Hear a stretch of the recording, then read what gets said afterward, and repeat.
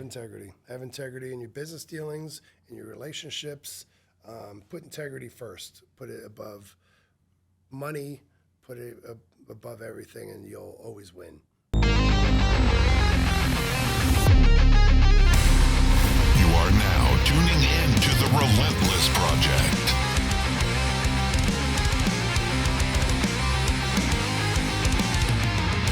Real people, real stories, real life.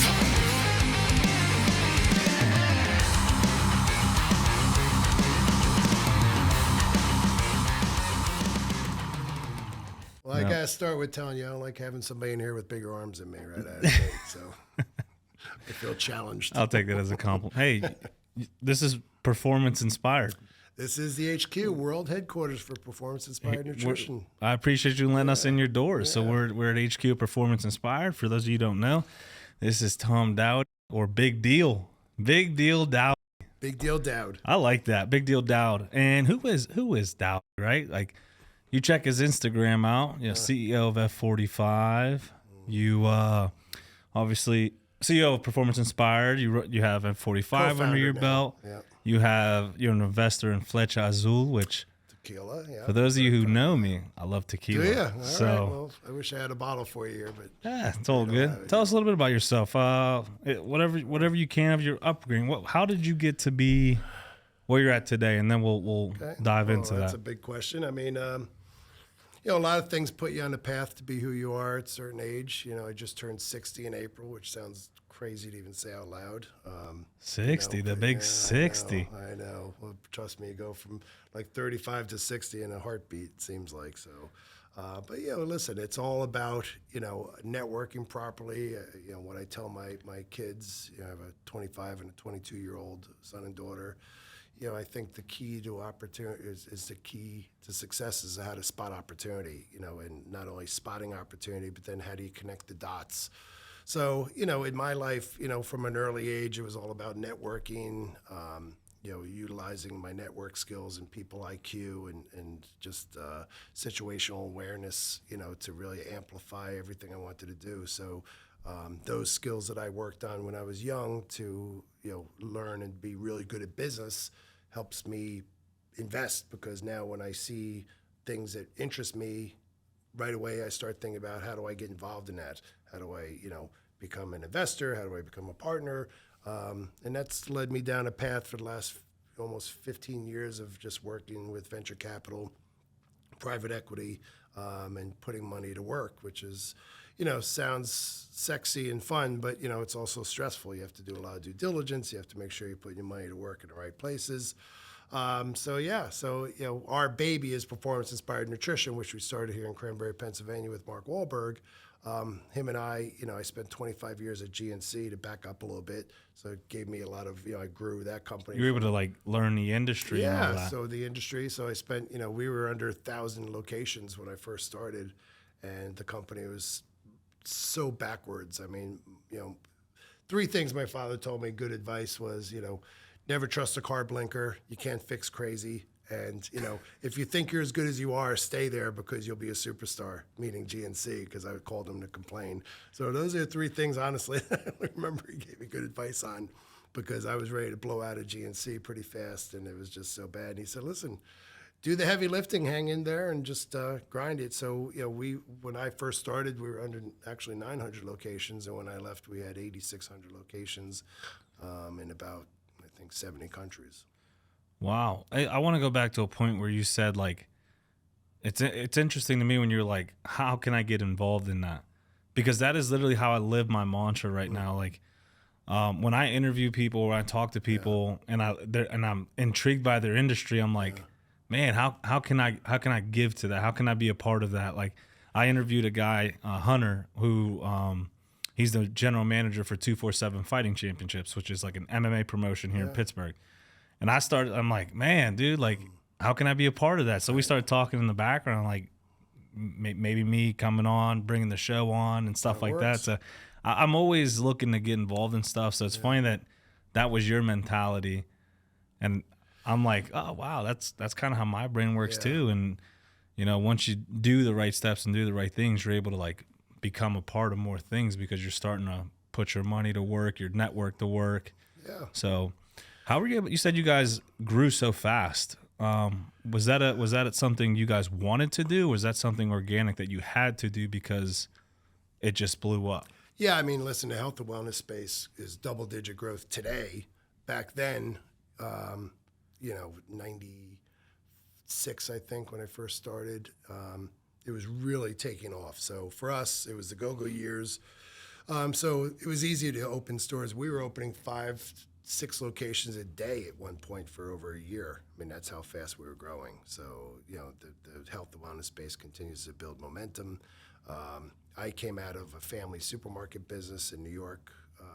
And so for me, jumping into the health and wellness space when I was, literally in good shape, and, the Coke driver came in one day and said, "Hey, GNC's hiring. You should go work over there," because I was complaining about, the business was killing me there. I was like, having death threats made against me. You catch people shoplifting, and their parents would come in and say, "Here's a video of your daughter stealing. Like, why are you yelling at me? Like, this is not a good message for your daughter." Because little Johnny would never That's right. do such a But here's thing. the video, and they don't care. And listen, I was put into like the toughest area in Yonkers, New York, and like I had to have officers bring me to my car, get me every day, and like I just hated being there. And I was like, this is going to be the death of me one way or the other.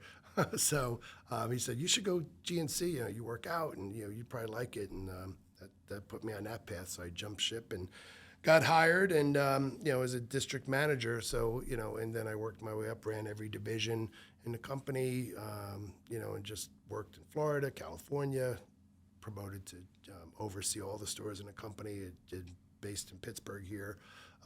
So it was a great run. Survived 3 leverage buyouts, which is surviving 1 leverage buyout is a big deal because they hire you and then work to replace you as hard as they can because they always think they could do better. So made a lot of money doing that. We took the company public in 2011, become the number 1 IPO of the year in our category, which is great accomplishment. And then we had a Dutch company buy us, and we survived that. And I left for 2 years and got recruited back to help sell the company.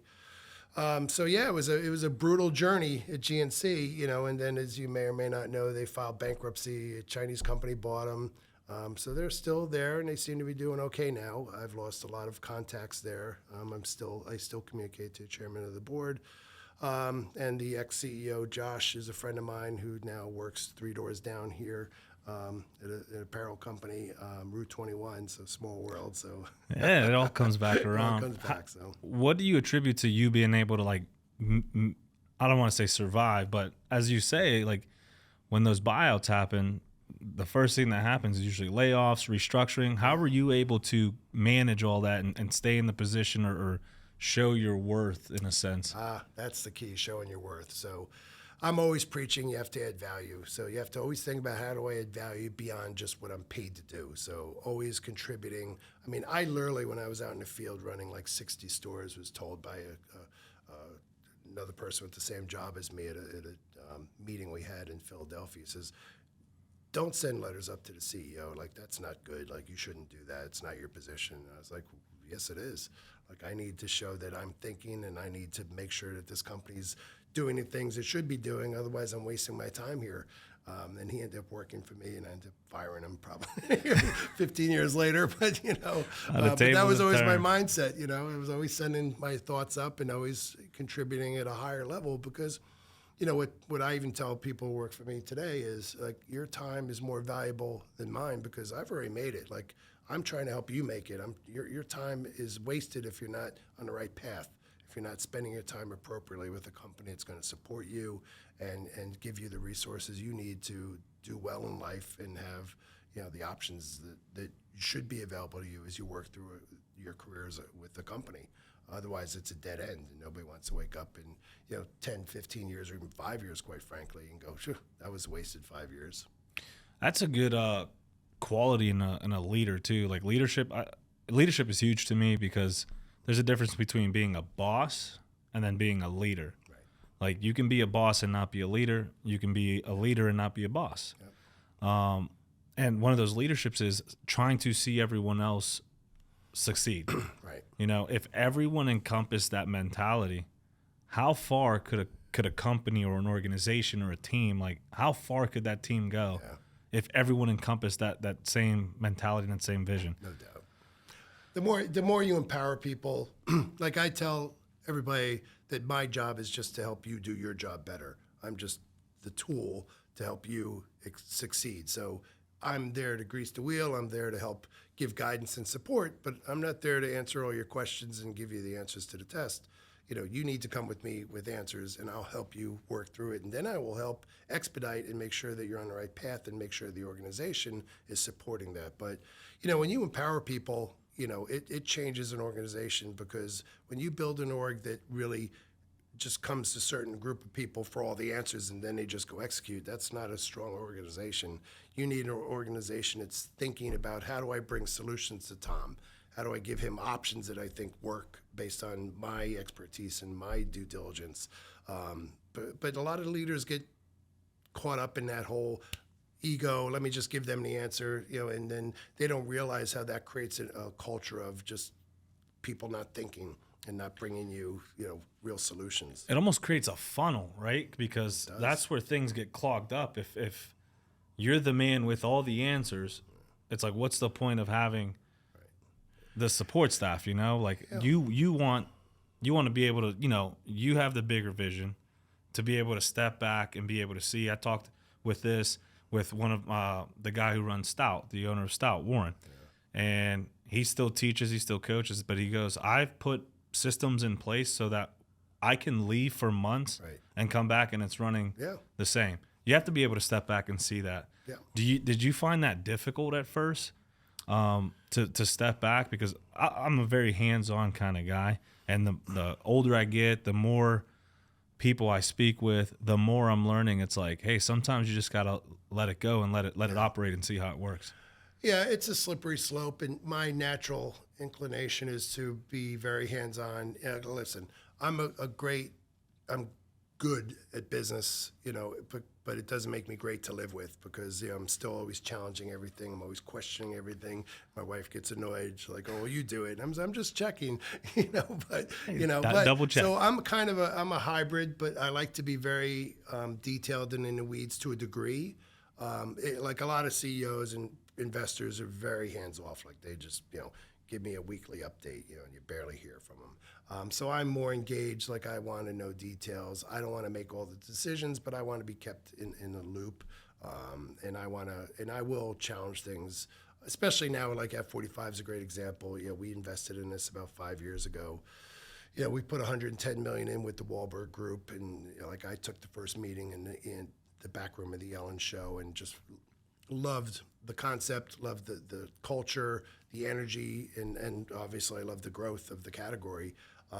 And we put real money into it. I had personal friends put millions of dollars in with me based on my background, and we took the company public, and then it went to hell. So, you know, only because HQ, we had the wrong people running the company. We didn't have the right, you know, group in place.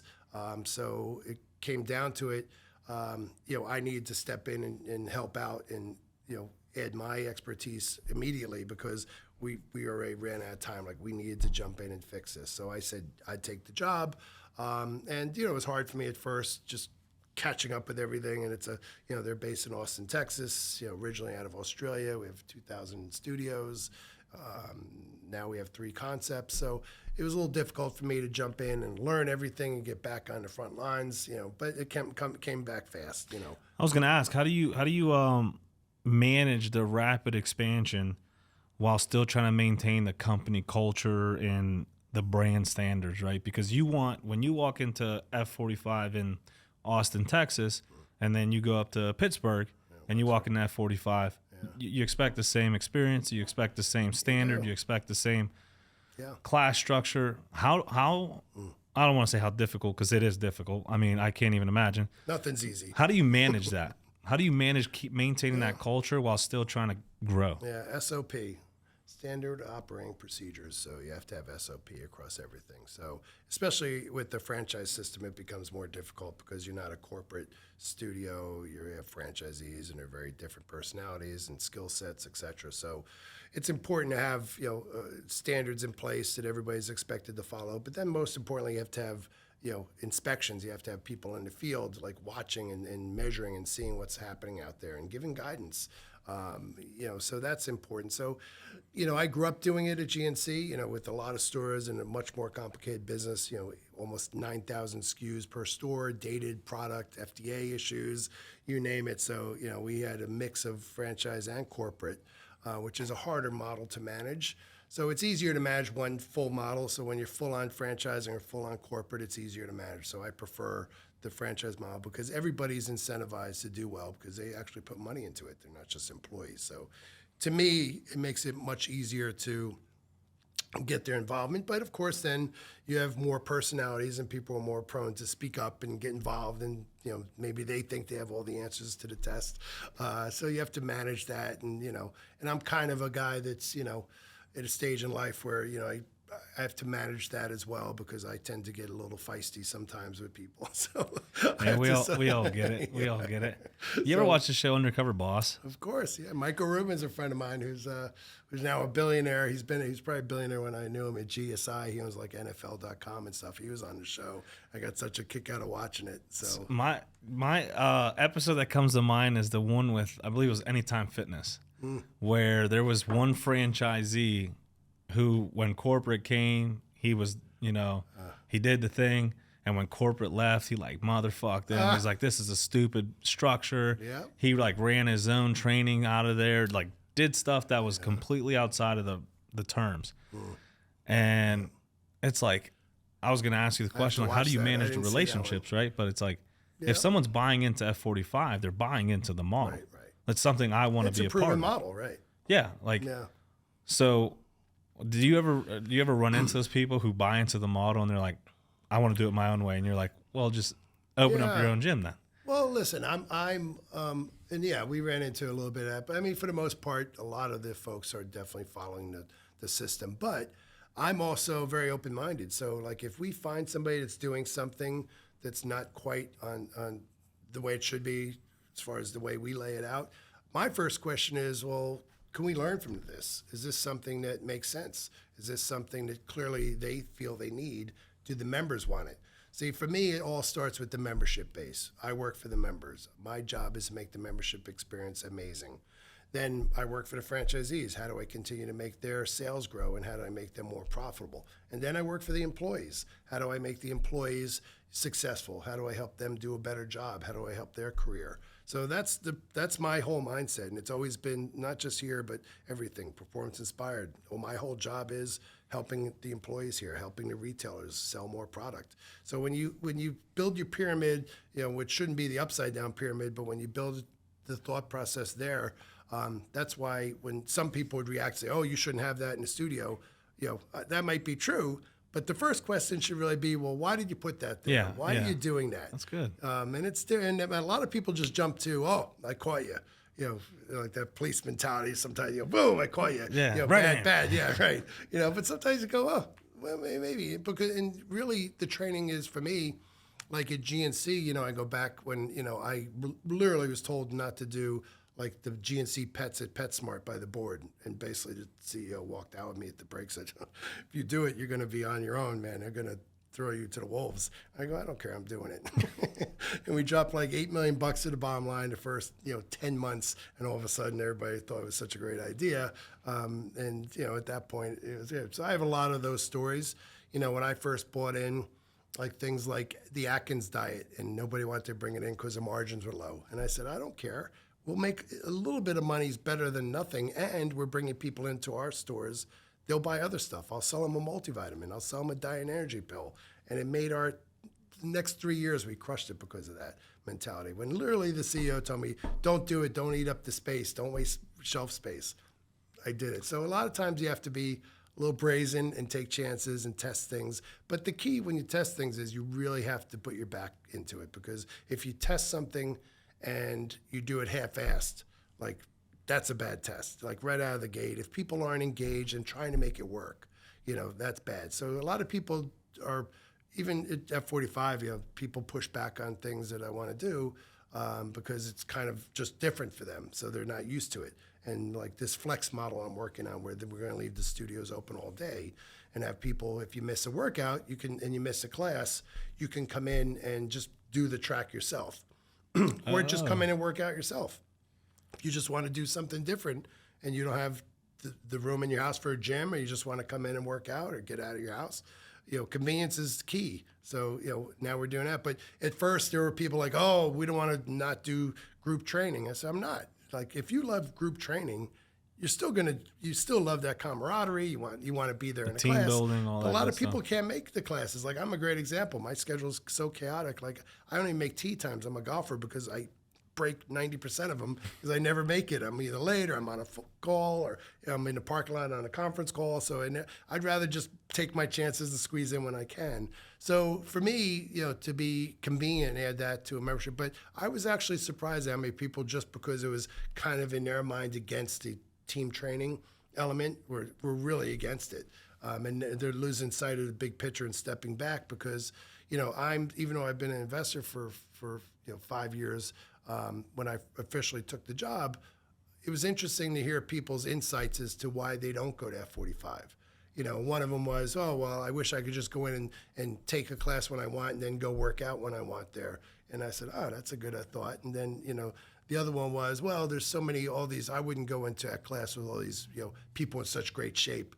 My wife and my neighbor, that was their comment. I said, well, actually, not everybody is in great shape that comes through. That's why they come there to get in great shape. So, but the mindset is their vision of it was this. So we started beginner classes, and the Flex will also help people come in and kind of test it out and see how they like it and see the workout itself, because it really is a life-changing experience when you go work out. It's a great workout. It's almost like my jiu-jitsu gym's structure, right? We have fixed classes where you go and learn a technique under a coach, and then after that class, you have an open mat. Right. So it's like you can practice what you learned. Right. You can That's right. do your own thing. Yeah. It's almost like built the same, and it's crazy how successful my jiu-jitsu gym has gotten, because Stout's everywhere. Like, they have 4 locations, and they're not like half-assed locations, small. They're huge, modern technology, state-of-the-art mats, state-of-the-art everything. Yeah, let's get them into F45 here in Wexford and have them give some training classes. I'd love to have that. Part of what we want to do is we want to bring in more, engage with more like organic businesses like that, where you can come in and teach the members about self-defense, like basic self-defense moves, like Krav Maga. Like, how do we get them in? And how do we do that? So please, I have just a guy, let's do that. Anti-Fragile. Sean Luca out of Stout runs an Anti-Fragile. It's called Anti-Fragile, and it's for civilians to go, and they can go in and learn self-defense once a week. Let's set it up. And that's his specialty. That's exactly what he does. He's also a black belt in jiu-jitsu, but he specializes in, and the law enforcement equivalent of him is the Shiv Works. Through Craig Douglas. So they work together, and Craig does like military LEO stuff, and then Sean does more of the civilian side. Okay. And he's out of Stout. Yeah, and there was a guy who's taught Krav Maga who had a studio here locally, and I can't remember his name. But anyway, I was trying to get a hold of him, but let's jump on this. Oh, that'd be awesome. Easy to do. Yeah, see, we were just talking about earlier, like how crazy networking is. Yeah. Like, it's not necessarily for me, but like connecting other people together, it's like, oh, dude, that's cool. Like, look what came of that. Listen, never negate how important networking is, I'm learning more and more each day how important it is. What's the inspiration behind Performance Inspired? What was the whole, because like the supplement industry is crowded. It's crowded. Yeah. And this is coming from a dude who launched a supplement company and then it dropped. Get out of here. COVID. What's going on? Hey, it's gone. It's gone. Like most. But and it's a hard market to penetrate, and you guys have managed to penetrate it, remain in it, and go strong in it. Like, what was the inspiration of starting Performance Inspired in a crowded market? Like, what gave you the confidence to be like, this is something we can do, and it's gonna do well? Well, when you have a partner like Mark Wahlberg, who's a health fanatic, that helps, right? I just started like doing his voices in my head. Yeah. So it would be a crime not to take advantage of my background at GNC, and it was a real gap, and there still is, that we're filling for all natural, very robust formulas that are just not. We're not sprinkling in stuff just to get it on the label. Like everything is in meaningful, efficacious amounts, and it's all natural, which is a pain in the ass to formulate. Oh, them cookies though that we had. Yeah. Good. Oh man, I probably ate like 30 of them a week. Like I would just. Yeah. They became, if I missed a meal, cookie. Yeah, well, that's it. In our bars, they we were have huge. a new bar flavor coming out. We have protein waters now. We have almost 68 SKUs now, so we continue to grow. But there was a real gap. There was, what we used to call the meathead brands, just over. I know. Listen, I made a lot of money off of the gold card members that spend a fortune with us, trust me. But, and I was an meathead, you could say, but I wish I stuck with it harder. But it's now I'm trying to get thinner. That's the key. As you get older, you don't want to be a monster anymore. This is tiring to walk around. Like it is. It's like it serves no purpose. Yeah. It looks cool. It looks cool. Yeah, that's about it. It moves. You can lift heavy stuff, which is fun, but when you get older, your heart still has to pump through all that muscle mass, and mass is not good for your heart. I know I grew up in the industry. I mean, all these powerlifters falling over dead, unfortunately. The guy Scott Shinnery from Xenadrine, fell over. It's just sad, so it's just unhealthy in many regards. So anyway, so the inspiration was, how do we come up with a line that people can trust? How do we inspire people to live healthier and make better choices? How do we get people to cut back sugar and not take a look at the labels and realize this has artificial colors in it? And when they say natural and artificial flavors, that means they put a little sprinkling of something like vanilla and then a cupful of artificial vanilla. Like we put real vanilla, like boatloads of it in to make the product taste good and to formulate it. So it's expensive. It's about 20% adds to your cost of goods, which is a lot. So because you're using real like chocolate, actual real vanilla. ingredients. Yeah. So when vanilla goes through the roof, you get killed because we're not artificial. Like we're paying triple the price for that. We also use 25 grams of protein, for example, in our core protein. Most use 24, like the number one protein. If I saved 1 gram of protein on the tubs we sell, I would drop so much money to the bottom line. But it's the right thing to do. 25 is the number you should be at. So we kind of came at it and said, how do we create this smart line, things they can trust? We're not going to overhype things, and we're going to use real customers in our marketing. We're not just going to pay people to pretend they use and like our product. So all of our marketing is real people, real members, or not members, real customers. I get confused between that for you. Hey, you're a man with many talents. Yeah. So that was the inspiration. And then performance inspired. So how do we inspire people to live a healthier life and make better choices with the products they sell? And all of our stuff is food grade. I mean, our pre-workouts and everything are just, it took me 9 months to get our explosive pre-workout right. And then we have Apex, which is basically the C4 product, only made slightly better and all natural.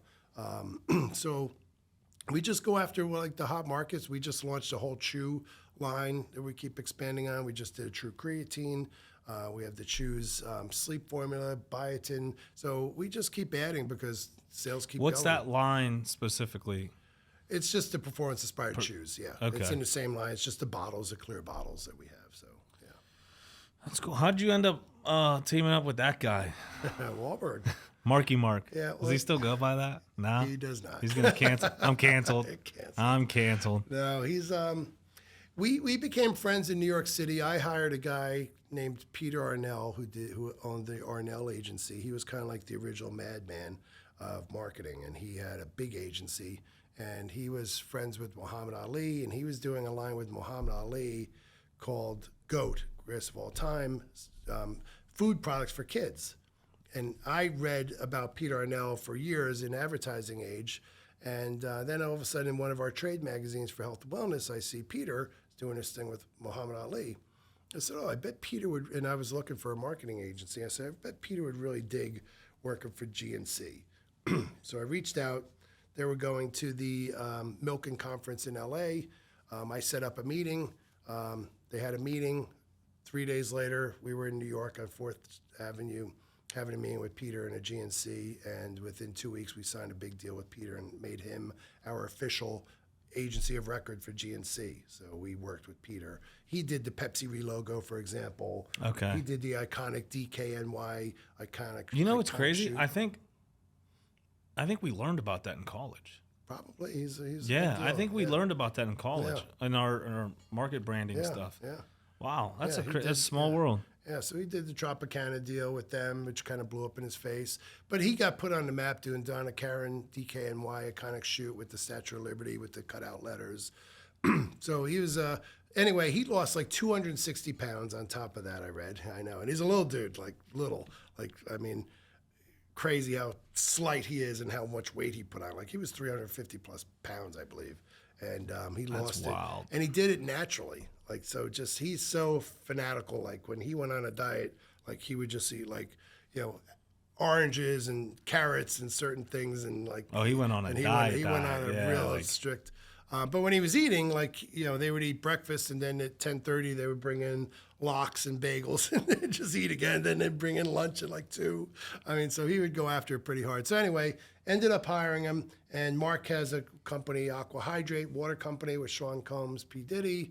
Those guys had it with other investors like Ron Burkle, who actually owns part of the Penguins owned, and he's out of it now. But they came to Peter, and Peter basically listened to all the problems and said, I have to put you in contact with Tom Dowd, who runs GNC. And he calls me on a big speakerphone with them. I'm here with Mark Wahlberg. You need to get your ass to New York and help him. He needs you to help him with wholesale, retail, marketing, the whole deal. Get out here and do me a favor and let's help this guy. I said, well, I'm here in New York now. I'm at the Palace. I'll see what I can do. Yeah. So that was a Wednesday night. We had a great 4+ hour dinner. Mark asked me to come back or stay till Friday. He went to fly more people in from LA. I left and came back because I had meetings here in Pittsburgh. And then we had another 4-hour meeting, and I beat the hell out of everybody again. And Mark and I, been talking ever since. That was a Friday night. Tuesday night, he called me on my cell phone, and we've been talking every day ever since. And that was like 13 plus years ago. It's cool how those relationships are formed. It's just like Yeah, very, very almost. random. I don't want to say by accident because everything you've done put you there, but it's like, oh, okay, here we are, and here you still are. Yeah, well, I did a lot with the Kardashians back in the day, and I actually met Kris Jenner in a. You talk about fate, how crazy life is, and I believe in fate. Like it's just my belief system. I mean, so we're in an elevator, and Kris Jenner's there, and the elevator malfunctions, and we both get off the elevator, and she kind of yelled at me for pushing buttons. And I was like, all right. I'm gonna get us out of here. So yeah, the door opens and we just get off. And then it comes and we get back on the elevator and basically she's calmed down a little bit. And I was like, all right, I don't know what's going on. And she's like, oh, don't touch anything. I said, don't worry. I said, I won't. I was kind of snippy with her. And then I look back and I go, I love those boots. She had these tall leather boots on with the red, soles. And I love those boots. And so she was like, oh, thank you. And then she's like started chatting me up a bit. And then she found out, because I told her, I work for GNC. She's like, oh my God, you have to meet with Bruce. He loves your products. He takes the protein every day and this and that. And, I'd love for you to talk to him and everything else when Bruce was still Bruce, obviously. And so that was that. We got out of the elevator, stood there for 20 minutes talking still. It was crazy how many people we both knew in the industry and things. And that's before I knew Mark or anything.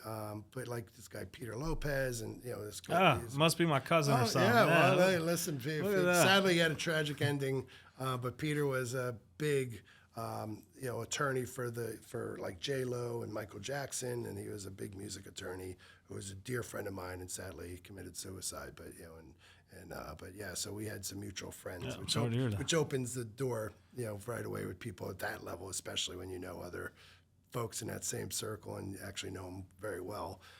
So anyway, I mean, literally within a week after the Super Bowl, I was golfing with Bruce and having dinner at their house, and that became, a great relationship I had with them. And it's just crazy to be on the same elevator and then have that elevator malfunction to the point where it had us engaged beyond what it Forced to normally engage, would have yeah. been. So it was just great. So I was on the show, four plus times, four maybe five times. There was a little glimpse of me in one of the other shows. But See, you can't put me on TV. I like the full. well, this big head's not great for TV or this stuff, I think our listeners will think you're doing great. You're spitting a lot of good stuff. Like, so network is very important to you. Like, Absolutely. and so more the relationships you build through the network, because the way I approach network is what can I give?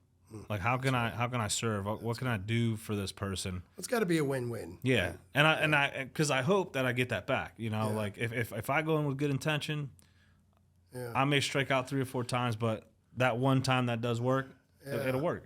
So Yeah, you just don't. You just want to be very natural and organic with why you even care to talk to people. Like, all the time I get people like, "Oh, you have to meet him. He's a great guy and he's so connected." I go, "Listen, I'm trying to make my world smaller, not bigger. I got too much going on."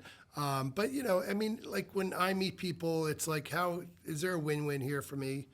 Because even as younger, like it's just like, I've gotten to meet a lot of great people, because of GNC mostly, all the, as a CMO, every brand sat across from me. So everybody, from Sly Stallone to, The Rock to you name it, if they were hired by a brand to do something for them, Hulk Hogan, I could go on and on and on. Even Kurt Angle, a local friend of mine who I'm dear friends with now, met first in Morton's because he was hired by some brand to do some stuff here locally. But you really start to learn, like, hey, listen, it's great to meet people, but everybody's got needs and everybody wants to get things done. So if you can find a way to do that, that's how you're going to have a relationship that's meaningful to them and you, because your time, again, is just as valuable in many cases, if not more so, because you have to get things done. So anyway, that's the way I look at it. Meeting great people is always fun, but you also have to figure out a way. Is there a way to get a win-win for them and you to make it really a meaningful relationship that ties into some business or something? where do you find most of those meaningful conversations happen? It's like over dinner, over golf, or is it like a social setting, or is it like in your house? Because you invited me to your crib real quick. I'm like, man, I just do headquarters. I ain't trying to like intrude. Like, where do you find those meaningful conversations happen the most? Well, I'm casual with that. Like, it could happen in an elevator. It could happen at dinner. It could happen, running into somebody at a bar. It could be a simple handoff of a number or a card and say, hey, and then you catch up a week later, 2 weeks later, who knows? So it's just, always be ready. Always, again, the ability to spot opportunity is critical, and then being able to connect the dots. Like, how do I just met this person, and then I learned what they do for a living. Oh my God, I have a tequila business and they own 30 bars. Like, I'm going to reach out to that person. More self-serving on my part now, but I'm also going to say, hey, listen, our tequila's on fire. It's growing like crazy. I can get you a special deal. Like, we'll give you special service. Like, let's do it. Now I'm giving them something and they're doing something for me. So, I mean, it's all about like, how do you focus on a win-win? On the topic of tequila, Yeah. Blanco or Reposado? What do you prefer? I like Reposado probably better. Oh, Yeah. right. Everyone looks at me like I'm crazy. No, I do. Like, I prefer it. I do prefer it. I like darker stuff mostly with the liquors. I mean, I like Scotch, and so I like that. Do you like mezcal? I do not necessarily. Now, Jimmy Wan up here, and I don't know if you know Jimmy up there on 228, the Jimmy Wan's restaurant. But Okay. He's huge into tequila, and he keeps getting me and trying to get me into it. I'm just like, listen, I like what I like. It's like too woody for me. But Too I like not smoky. But I like some stuff like the Irish whiskeys. I like the peaty stuff, like real flavorful stuff. But as you get older, like you have one glass, and the next day you wake up, you're like, oh. I'm a little too tired. This machine's still I running. used to be a machine, and I'm Irish on top of it, so it's genetic. But now it's like, oh, I have anything dark now. It's like, well, I'm just gonna have one. I'm good. You made a living out of picking great opportunities. You've done Performance Inspired at 45. What made you start investing into Flecha Azul? Well, I'm actually invested in about 12 or 13 different deals. So these are just the things I'm most visible and hands-on. Yeah. So we own I think 39 car washes in Dallas, we're invested in. Jeez. We own Nutrisystem with the big group I'm invested in with. We own Nugenics, which you see on TV with the big hurt, Frank Thomas. Yeah. So we just bought Jenny Craig under that same investment group. So we're invested in a lot of different things. So, like the car wash thing was great because I actually had somebody, and then we had a show on TV, HBO Max called Wall Street, which your listeners can follow if they have HBO Max or Max now, they just call it. So we had 2 seasons there with me and Mark and the team, kind of all of our business ventures that we do. So that was great for our pipeline because then all of a sudden I started getting all these emails and, deals coming to us. But anyway, this big investment group was going to start building car washes. And I was like, and they said, well, take a call. We think you'll like the car wash business model. So I took it and I did like it. The margins are great and the growth is great. So I sent it over to the group in Dallas that I'm actually invested with, who are good friends of mine, who actually are investors in F45 as well, the Kanos Capital team. And I said, hey, listen, here's what I'm looking at. What do you guys think? I'd like, if you want in, I can get you in. And I said, funny, you should send this over because we're looking at a deal where they're actually buying car washes and converting them to the passes and modernizing them, and the return on investment's better. I said, send it over, and ended up not doing the first deal, doing the second deal, and I'm loving it. So it's great. So again, it's funny how the world works. But so I'm always just, looking for opportunities, because listen, you got to keep your money moving if you want it to grow. So Keep your money moving if you want it to grow. There's a T-shirt. That is realest shit I ever heard. Yeah, a lot of people like to hold on to their money. It's like, what's it doing in your pocket? You're just gonna spend it on. Yeah, well, listen, tequila. It's also risky. I just got burned on a local deal here with a company called Snap Retail, and it was one of these investments I did here with a local guy I know from the golf club, and it's been 8 years, and finally I just got burned for a lot of money. Not a lot, not life changing, but still it annoys me. And it's something that I'm not happy about. But so it's not 100%, but I'm winning a lot more than I'm losing, which is I like that you brought that up because, like, what is success, right? People see success as like winning on top. It's like, but through that, through attaining success, there has to be failures, there has to be setbacks. Yeah. How do you overcome that? Like, because if I get burned, like usually when people get burned, it leaves a bad taste in your mouth. Like, yeah. I don't want to do that again. Well, you don't overcome it, you learn from it. So it's a big difference. So, I mean, you can't, listen, if it was as easy as it sounds to invest and become really rich, like everybody would be doing it. It's just the amplification of time, everybody could start small and be really wealthy, which is almost true in many regards. But, the key when you do lose or you get burned is to learn from it and say, okay, don't do that anymore, never do that. I'm going to challenge this a lot more next time. So, it all, everybody's got battle scars no matter what you do. The people that keep making the same mistakes because they don't learn, that's where people don't do well in life. And that goes for almost anything. Comes from relationships, any industry, anything. Yeah, right. So anything. So the key is you're never going to be 100% in anything. The key is to just learn from it and just say, okay, lesson learned. Is there anything, like any patterns you see in your ventures that haven't gone how you wanted? Or is it like very case-by-case basis? Yep. Being lazy and not doing the due diligence and asking the right questions and digging in enough. That's, in the past. Even here, like I was in the money loaning business, legally, with lawyers involved. Hey, I wasn't a loan I'm shark. just a podcaster now. It's after hours. Yeah. It's after hours. So, we loaned to this big, sports agent with, represented professional golfers and everything else. And they were buying iron ore, and he was tied in with the lawyer, Brendan Swickley, and blah, blah, blah. And the mistake I didn't do is lock him down personally. So that's a big lesson learned. So, now I could own a huge pile of iron ore in West Virginia right now if I want, but what am I going to do with it? So I'm still legally entitled to it. But my point is, what am I going to do for it? So they paid me back everything but the VIG, right? So, the money, they used my money for free for 2 years and then paid that back. And then all of a sudden couldn't pay me the rest.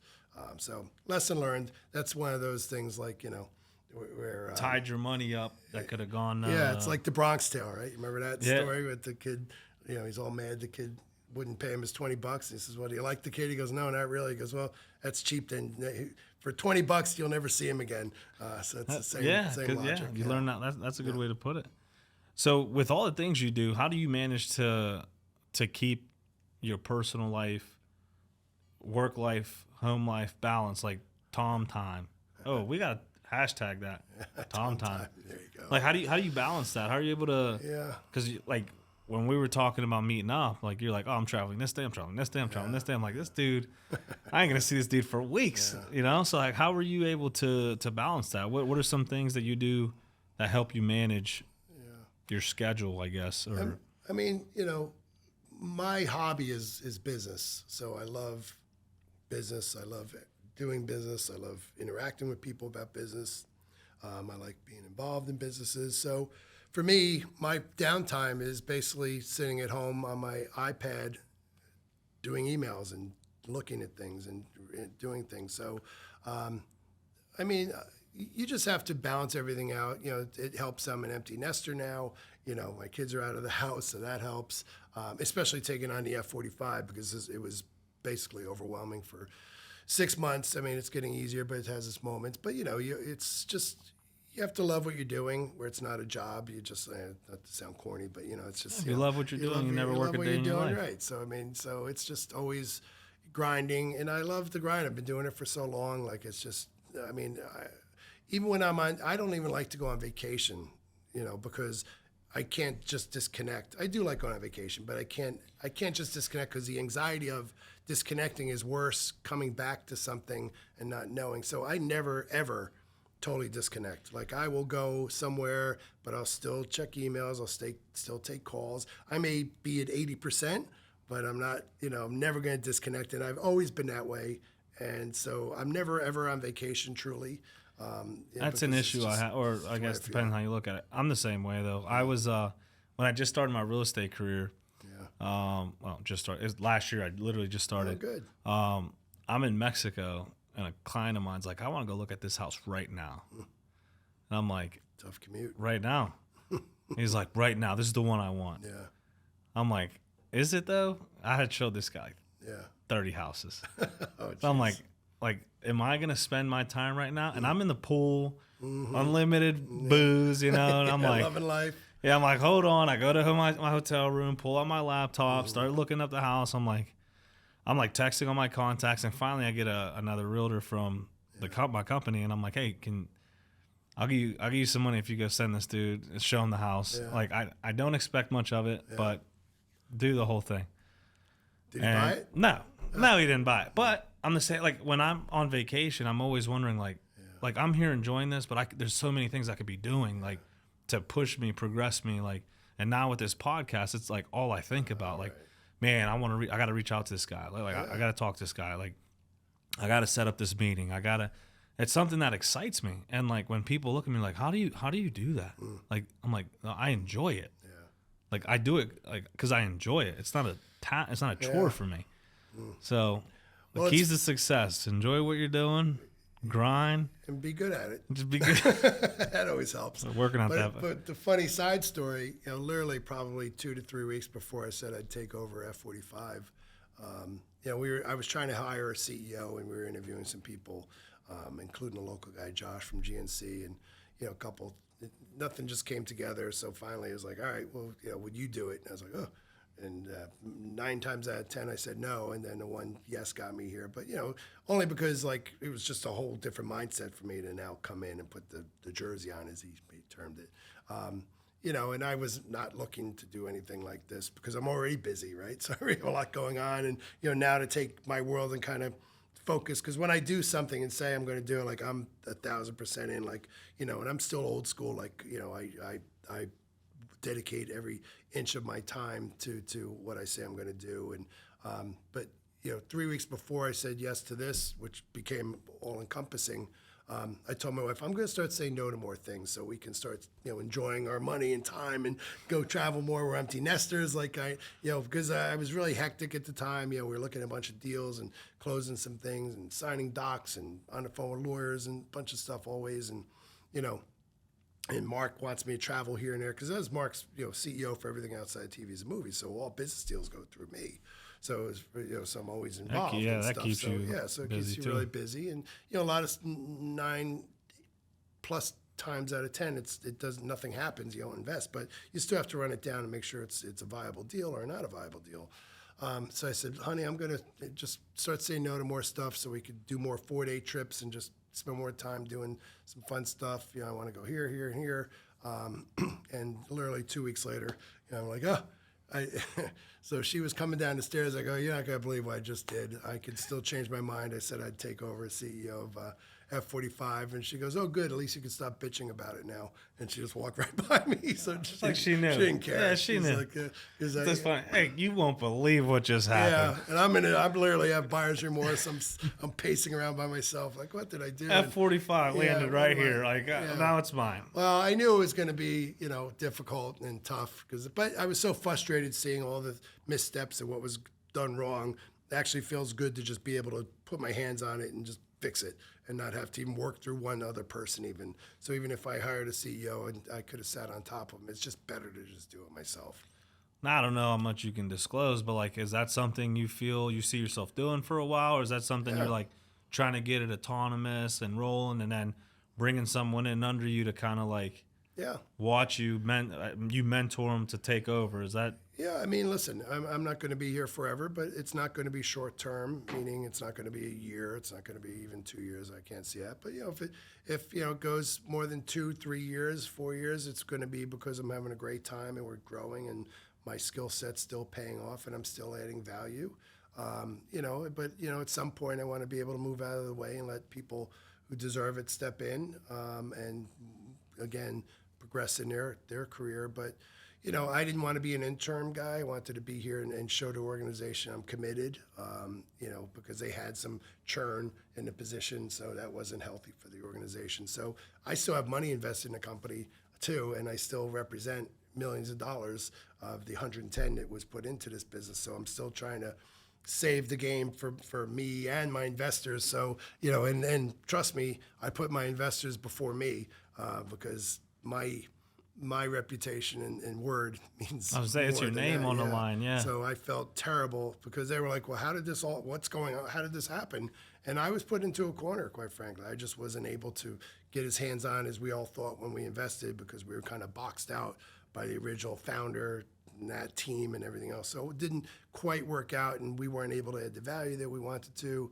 And when things started spiraling, it was almost too late. Like we were just not in power enough to change the direction of what was happening. Now we are, so it feels good to be part of the change, and we're making great strides, and so I'm thrilled with the success we've been having.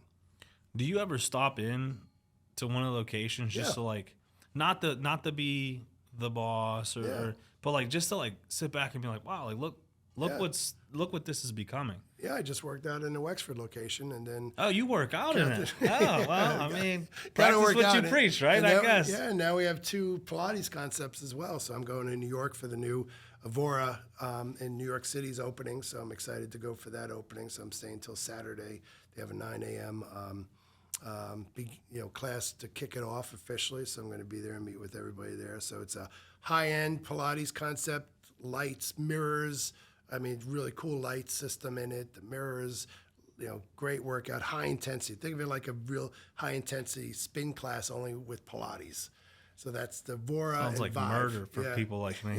Yeah, right, yeah. So it's when you're bigger, it's not your friend. But but low intensity Pilates is red hot, and then we have FS8, which we have a couple up in Boston, and so that's another Pilates concept that I got behind that they actually had but never got behind it, which is crazy because Pilates is on fire. So Pilates, yoga, and toning is FS8. So it's a great combination. So each of our Pilates concepts is very unique and different, which is the same thing. But it's a cool, cut that.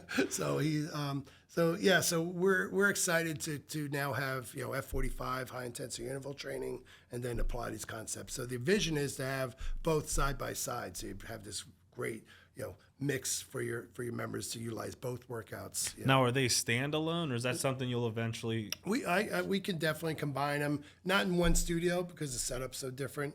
like with weights and everything in F45. No, I mean like maybe side by side. Yeah, side and by have, side, like, absolutely. So by the one vision is to membership. have like a recovery set and retail store in the middle. So think of infrared massager or infrared spa, and then cold plunge, and even some compression stuff going on with the retail store, and then F45 on one side and FS8 or Vive on the other. Cold plunging is becoming huge now. Wahlberg's loving it. I mean, He's been doing. I've been watching him. Yeah, he's been doing it. A lot of people are doing it now. It's tough, man. I mean, I'm a little hesitant to get too behind it from a business standpoint, because like we almost invested in when you go in the cryo chamber stuff. You got to wear we like almost socks. invested. And, We almost invested, and we didn't, luckily, because it never quite took off. Because quite frankly, the science really isn't there. So that was one of our issues. I didn't like the science isn't there. It's never going to have legs. Cold plunge, the science is there, but if you've never done it, like it's hard. Like I did it in Singapore with Mark actually, and they had up on this beautiful hotel these cold plunge. You actually like a tube, and you went in, and like I'm a bear, and I was in there for like 2 minutes, and I was like, "Get me out." It's tough. It's tough. So I think that's going to hold it back from really becoming as big as I think it can. But the science is there, like it works, like, and you feel the endorphins, like it's a great experience. Now the sauna business, like that feels great. Like anybody could do saunas for the most part. Like the infrared sauna, great. You could do that. That's also got great science behind it. It's a great experience. So I like them both together, but we'll see how it plays out. But we're going to definitely have that as an option for the go forward studios. And if people are renewing their leases or whatever, and they can find more space to do it, that's where we're going. So we're offering more options for our members, and we're creating this hub and spoke model where they'll be able to buy their supplements, they'll be able to buy massage guns, they'll be able to buy more apparel, they'll be able to stretch out. So we're going to add some yoga classes to our F45 classes we're working on, testing that. I'm trying to get into yoga actually. Yoga's I hot. just can't find I don't want to say I can't find a studio. Like I can't find a studio for me. Yeah, Like a lot of these studios, it's like yeah. someone like me walks in, everyone's like, Well, you should check out our Wexford studio. We got a Jack guy there who's a manager, and the yoga started already. No, we're working Okay. on it, but we're going to offer it to our members as an additional class. Yeah, that's tough. That's good. Yeah, you literally answered everything I had. That's it? What's Come on, ask me one more question. Come on. So I got one. right. What is? Let's say someone's looking up to you, which I'm sure a lot of people do, and you can give them only one piece of advice that'll put them in your trajectory, put them to be in your shoes, in your position of one day. Oh. One piece of advice. I got asked this. Yeah, I was on a that's podcast good. yesterday. That's why I'm going to start asking this, because they Okay. asked me, and I'm Yeah. like, I dude, I got have the so answer. many. I have so much Yeah. advice. Have integrity. Have integrity. Have integrity. Have integrity in your business dealings, in your relationships. Put integrity first. Put it above money. Put it above everything, and you'll always win. Because like I've cost myself millions of dollars literally by having integrity, and like that's the reason I have long-term relationships with A-list celebrities like Wahlberg, and business. I'm still amazing friends with almost every vendor I've ever dealt with, the GNC. Employees, Sheila Phillips, who's my CEO here, worked for me for probably 23 plus years. It's easier for me to recruit people because I have integrity. Like they know I'm there for them. I'm never gonna sell them down the river. I'm never gonna backstab them. I'm always there to support the people and the businesses that I'm involved in. And from a business standpoint, you'll never lose if you have integrity. Like if you're treating the customers right, if you're treating your members right, if you're treating the people around you and in the universe right, integrity is probably. And I've never really thought of it that way, to boil it down to one question like that. But I think that's probably the one thing that's been consistent in my life, because obviously I've been working with people who haven't had integrity, who will lie, who will do things, and they might get away with it. It's like shoplifting, right? You can get away with it for a while. Eventually you're going to get caught. And then now you're crying and, I'm being handcuffed, Yeah, the thing about integrity that, like, it's a snowball effect. Like if you cut a corner, or you take a shortcut, or you lie this one time, or you fuck over this dude once, Yeah. it becomes easier to do. Oh, definitely, like everything. And you just continue to do it, and the next thing you know, you're 10 years down the road, like, Yeah. damn, I got here and I'm all alone. Yeah. No one likes me. Well, it's crazy. I'll tell you one kind of you run out of time, but it's crazy because I'll tell you something that happened, and We're on your time. I'm good. Okay, so No, I'm good. I got a phone call, and this isn't a great call. My wife doesn't work. She was somewhere she couldn't go, and we get a call from the school. And my wife calls me in a panic, like, "You gotta go to school. Connor's in the principal's office." Like, and apparently they had some little vodka selling ring at the school, right? They learned in like 9th grade. So somebody bought a bottle of vodka in, and then they were selling vodka to other kids in the school, right? Stupid beyond stupid. The PA liquor board will get you on that. Them days are strict. Yeah. Selling liquor on our dime? So I get a call and I go marching in, already like in a pissed off mood, and I get in and I sit down my son in a thing. He's waiting in the room, and I sit there and go, "What is this all about?" And he starts to tell me the bullshit story that he told the principal. I said, "That's bullshit. Do not lie to me, because I'm telling you something. Your life's about to change in a very different direction if you lie to me." I said, "I want to know the truth." And he tells me the truth. And we went into a principal's office, and the principal starts going. I said, "Well, Connor, tell the principal the truth." And he told him. And I was like, "Okay." And the principal's like, "Could I ask, thank you, and could you go outside, Connor?" And the principal goes, "You are a great man." And I was like, "Why?"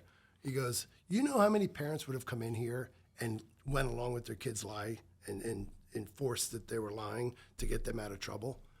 And to me, like, it was like, mind blowing. why? Really? That, what kind of message that sends to your kid, and how, like, that doesn't even like register in my brain. Like, but I was more shocked. I'm not telling that story like those were his words, by the way, not mine. But I was Quote. To this day, I'm still shocked that was the reaction, because he's right. My wife, who was supposed to be a high school English teacher, she never really taught, but like, she says, "Oh my God," because she goes to school. She goes, "The politics of schools and how parents are." She goes, "You would lose your mind. Like, if you even sat in like open class and hear the stupid questions and how they hold these teachers accountable," she said, you could never go to these things."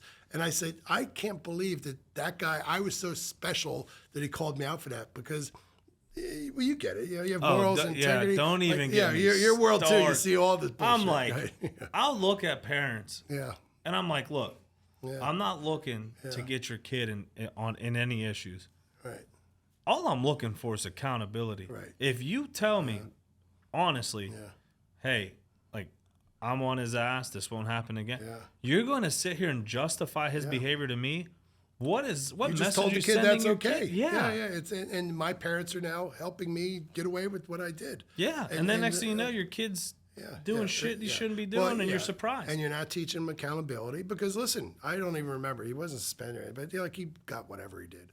But like, that, good. You should pay the price. Like, and then we busted his ass like when he got home, and like, so, but listen, but the fact that parents, and like I mentioned, we were catching up when we first met, like, when I was in the supermarket business, like, we'd have video of people, what they call sweethearting, not ringing sales, with like cardboard over the scanner. And parents would come in, "I'm going to kill you. How dare you fire my daughter?"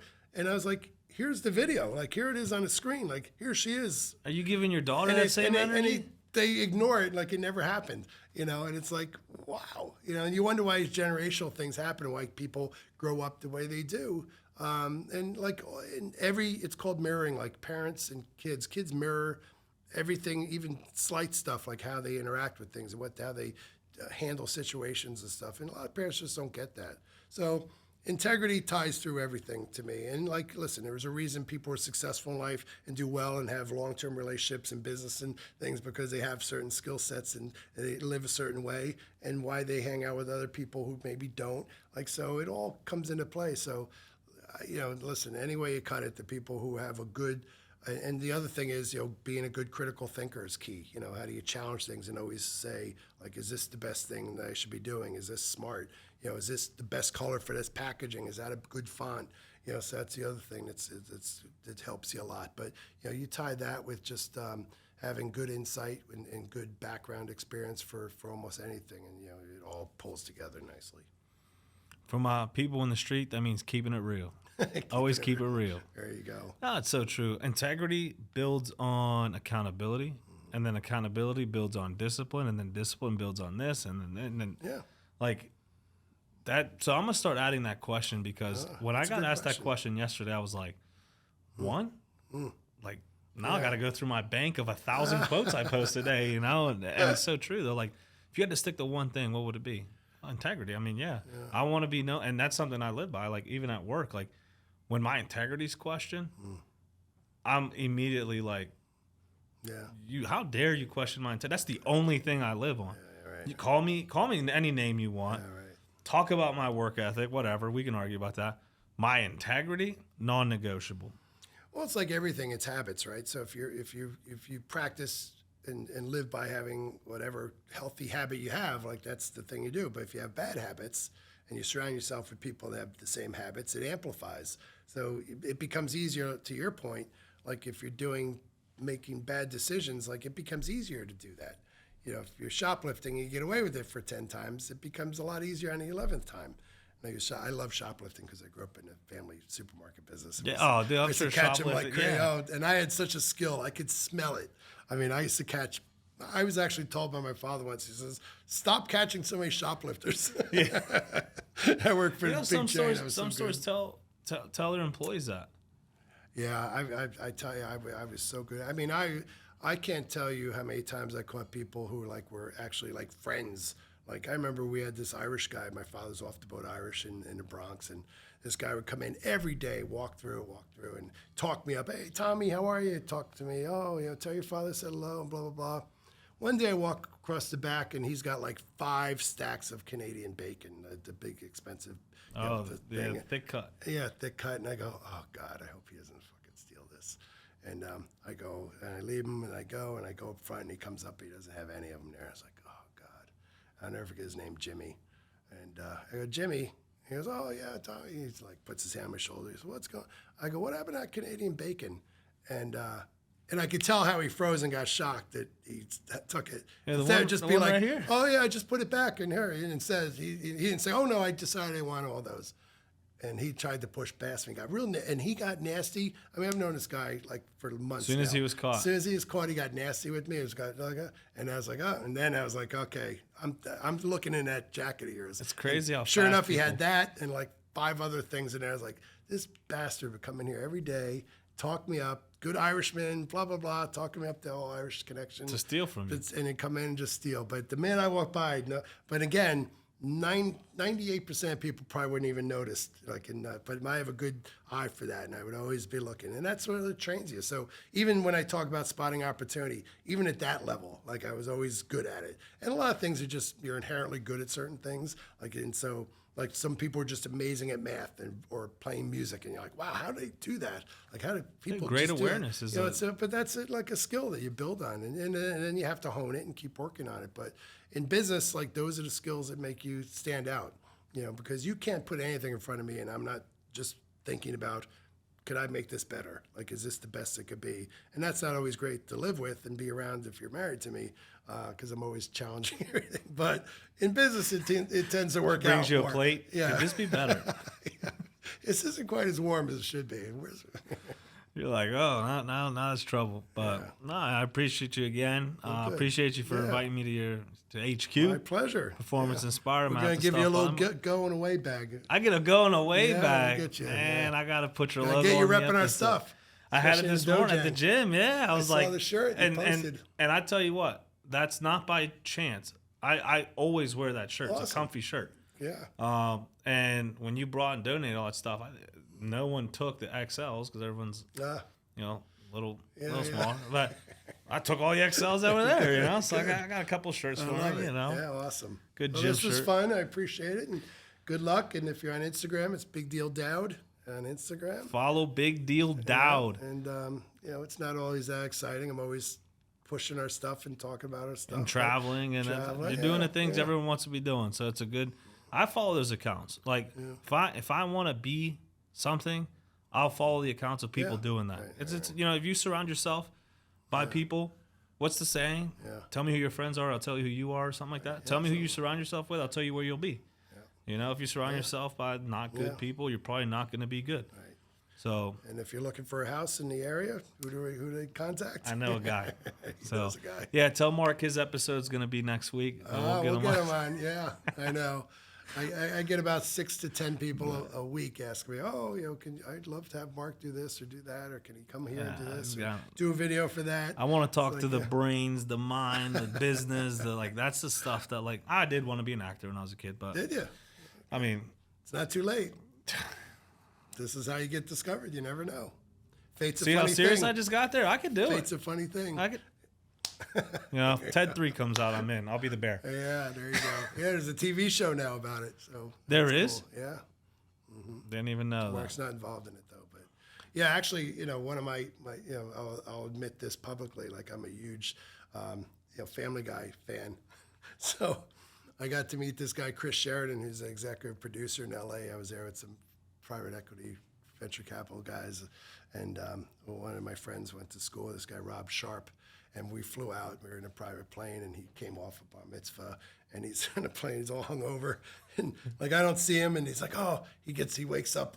In fact, he goes, oh, we're gonna go to dinner with a friend of mine, and I'm like, all right, good. And then I figured he would just go to bed, and all of a sudden he calls me, get down here, we're at dinner. I go, oh shit, because I kind of didn't want to go at that point. I go, and we're sitting there, and this guy's like, oh, this is Chris Sheridan, blah blah blah. And so Chris Sheridan doesn't really register. And so we did this small talk. What do you do? He goes, oh, I'm executive producer for Family Guy. I fanboyed. I'm like, oh my God, what? You're that Chris Sheridan? I go, oh my God. So I got like all these great stuff in my house, like scripts from Seth MacFarlane, and I got bathrobes and stuff that these get to the cast and stuff. Oh, he goes, the funniest stuff you ever read is not the scripts. It's like the memos from like Fox telling us what we can't do. So on official letterhead, it's like, all the stuff changed. There's like you can't put this and this in the same sentence, and you got to change this. It makes you wonder the stuff that doesn't make it on. Oh well, this is a lot of it. Some of the stuff is like it's you're all like, it's so crazy. Spice. I love them type of like shows though. The ones that kind of push the envelope, and you're like, oh yeah, okay, someone's getting talked to after this. Yeah. But we started watching it years ago, and like my son, I'd catch him watching. I was like, Connor, like you're too young for this, and this and that. And then I'd watch it. I'd go, oh, this is hilarious. So anyway, so I got to meet him, and so with Ted, I got to meet Seth and stuff too, which is cool, and that whole stuff when you go on set and stuff. So there you go. A lot of cool things through the connections as we were talking about earlier, and just it's a funny small world. It really is. It only gets smaller. Yeah. It only gets smaller the more you talk to people and have good intentions. There So. you go. Well, Big Deal Dowd on Instagram. I appreciate you for having me on. This is the Relentless Project, and we're out. Later. Thank you.